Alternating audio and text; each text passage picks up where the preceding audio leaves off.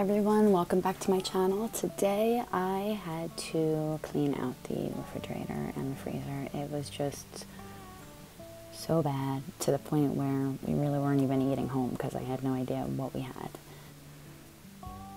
So to start off with, I'm going to take everything out of the fridge.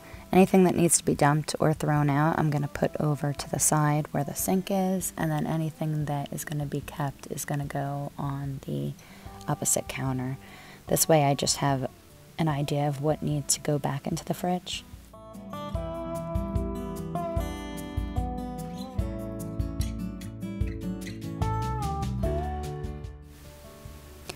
One thing that I am super grateful that we have is a garbage disposal, because I can literally just pour everything right down the sink and rinse out the jars and stuff before they need to go into the recycle bin.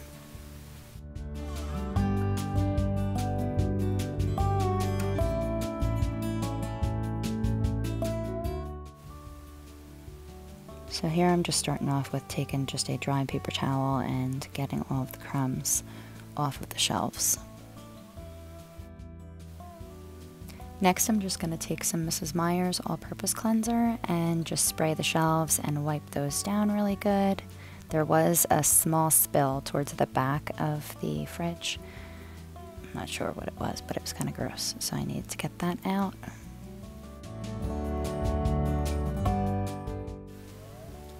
So now everything's wiped out and cleaned, and I'm just going to put everything back.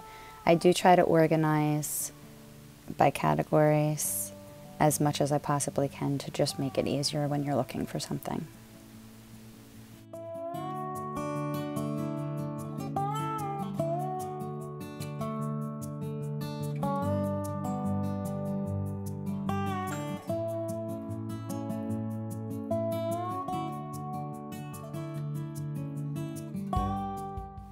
So I actually took 2 days to do this because after I was done doing the fridge yesterday, I just didn't even want to venture to the freezer, and you'll see why.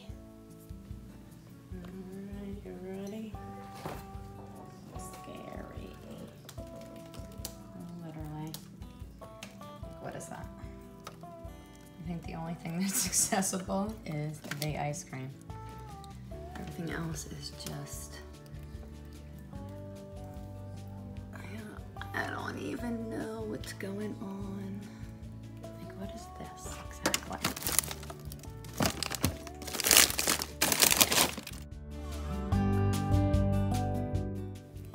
So with the freezer, I just did the same exact process. I pulled everything out just to see what we had, what I could get rid of, what needed to be consolidated.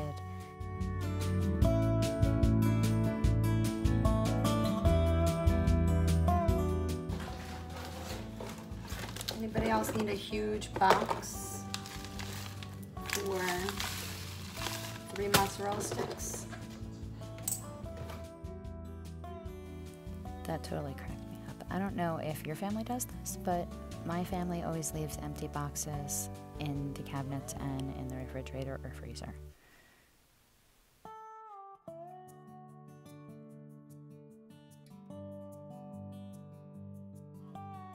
So anytime I purchase in bulk, I usually take the directions off and then I will put them in a baggie so that I don't have the huge box sitting in the freezer.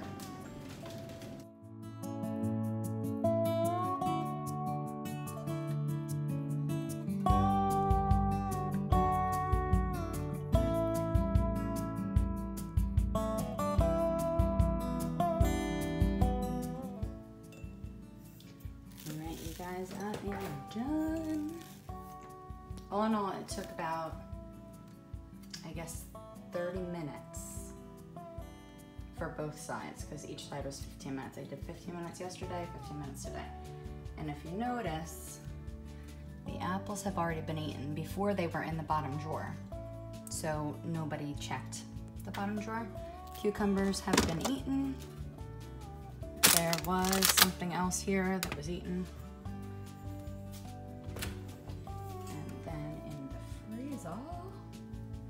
I mean, it still looks like a hot mess, but it's like organized chaos, I guess you could say.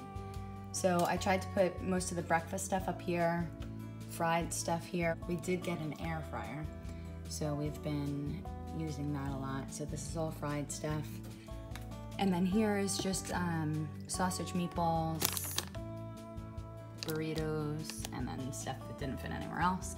And down here is more like the Italian stuff. So we have Texas toast, manicotti, raviolis, chopped meat. Here I put all the pitaya packs and acai packets. This is stuff for chili, like the pepper strips and onions.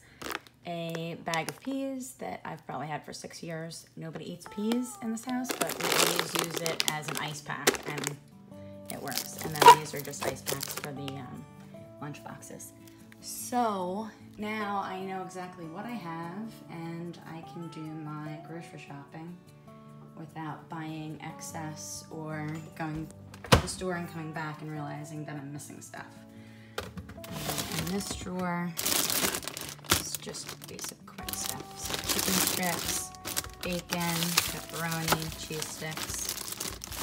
These cheese sticks here, since they're hidden, they're probably not going to be eaten. So what I'll do is I will take the packet out and I will stick it next to the apples. So I find if it's in your face, you're more apt to eat it.